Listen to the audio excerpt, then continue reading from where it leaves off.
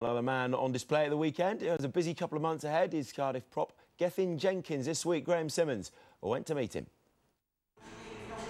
They are strange things, prop forwards, by and large, obscure and misunderstood. Referees don't like them, journalists ignore them, and they get left behind in the gym lifting ludicrous weights with their heads. Who'd be one? Well, given the choice, certainly not Gethin Jenkins.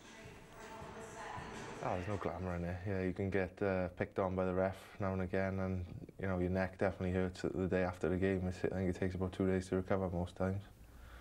So why do you do it? Too slow to play anywhere else, really. If I was faster, I think I would have tried the back row.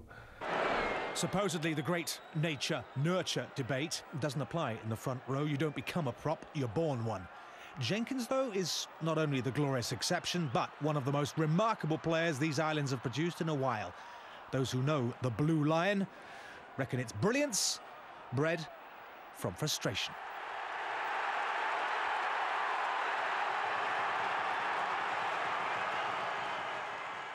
No, he's a frustrated open-side flanker, I think, or back row player. He'd rather be you then, really. Well, your looks, your charm. He tries to tell me and teach me how to play the game, where I should be, where I shouldn't be. So I think he gets frustrated. He's in the front row, and he has to. I think the scrummage is a dirty word in guest language. He'd rather be out and about like a back rower, but he's I could say his work rate and his engine is second, and I've never seen anything like it in a prop. Well, defensively, Jenkins is little short of astonishing. 16 tackles a game is not uncommon, highly respectable for a flanker, but for an 18.5-stone loose-head prop, it's breathtaking. His defensive capabilities are phenomenal, and I think that it sets him apart from anybody else. I think in World Rugby, you don't see any prop in World Rugby making the tackles that he does, and his conditioning, the engine that he's got is quite phenomenal, really, and as I said, he's pretty much a one-off, I think.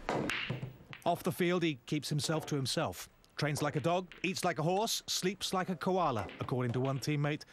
Clearly, though, he knows one end of a pool cue from the other. Yes.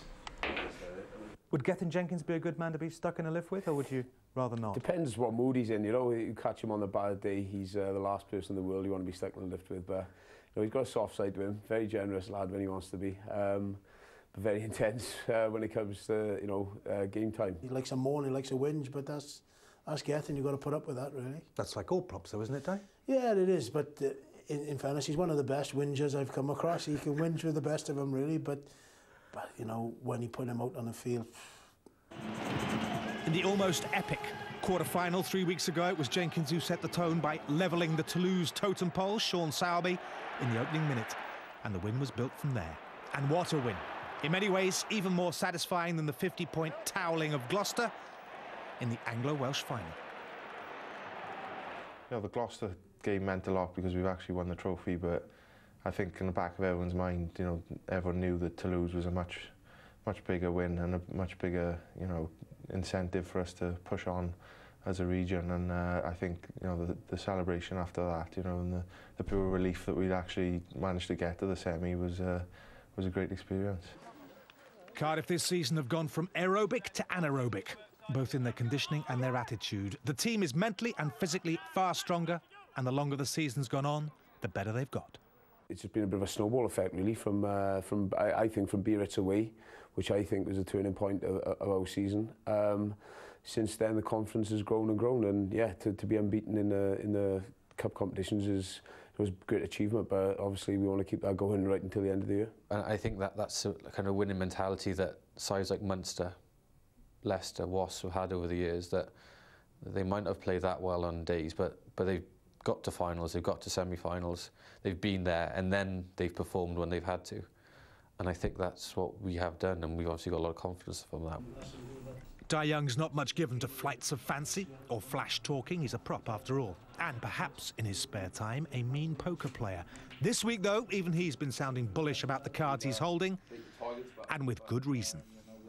If we can address this game and front up in 5th or 6th gear, I think we've got enough to win this. I really think we have. And that's not being arrogant or overconfident.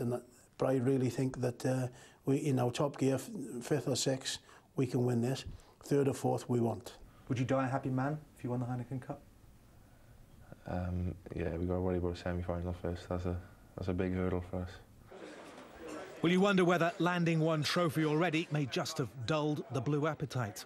Then again, Cardiff have played a dozen cup games this season in 2 competitions, and they've won the lot. So why stop now? Unlucky 13? Certainly Leicester Tigers shouldn't pin their hopes on any Welsh superstitions.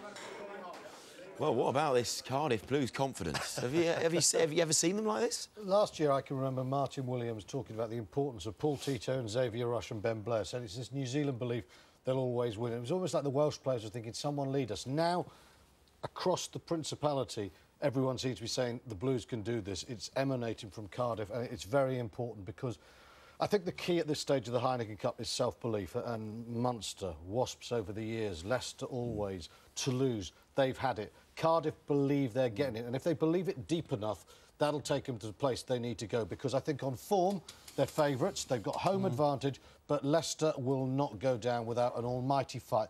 The Blues will have to go every bit further than they've been this season to win this one. I just think it's great. I think they're confident there. You can see they're relaxed. You know, Gethin Jenkins, he gets moody on match days. It's superb. You've got the characters in the team. There's 2 games that define, I think, it's so far that, you know, the actual defensive display against Toulouse, that was one aspect of it, even though they were known for an attacking side, and then they showed that the week after against Gloucester. So they've got everything. We talked about Munster's A, B, C and D. They've got the A and B, and they're confident. Dai Young there is confident once, not overly confident, but he's saying the right things. Well, it's not just the mental side that you're talking about, which is self-belief. I'll pick up on Graham Simmons. They've gone for aerobic to anaerobic. I think what he's trying to say, without putting too fine a point on it, last year, the good teams, past 2 they couldn't live with the good teams after 60 minutes. They weren't physically fit enough. I think the experience of people like Rush has come in, Dai Young has employed fitness guys who've absolutely changed the way they train. They are now a scarily physical team across the board. There is no resting place against Cardiff. But it ain't like Leicester aren't without their own confidence as well. I mean, they've only lost 1 in their last 10. I mean, there's decisions that need to be made. There's Vesti, there's Flood, there's Major. What are they going with? What do they do there? Because Dupuy has been central. I mean, it might be 2 of the most important men in this game are not Lions, they're not Englishmen, they're not Welshmen. It's Julian Dupuy if he keeps out Ellis, and it's going to be Xavier Rush who's keeping out Andy Powell. 2 non-Lions could be central. They've got to, Leicester have got to keep Rush off the front foot, Dewi. I think they have to do that. With him, with Molotika as well, and again against Gloucester, the 3 of them were superb. They were the battering rams, and Williams was allowed to run around the pitch. So if that happens, you know, Leicester beware. But I think they'd be too dogged at the contact area. That's the crucial point, the contact area. Yeah, and the other thing was absolutely quite right. Cardiff shouldn't be embarrassed about people talking positive about Gethin Jenkins, and Leicester shouldn't think anyone's being arrogant. He's absolutely playing spectacularly well.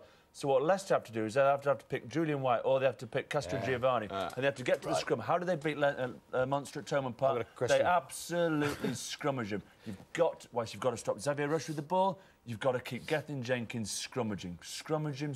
Quickly, I want a quick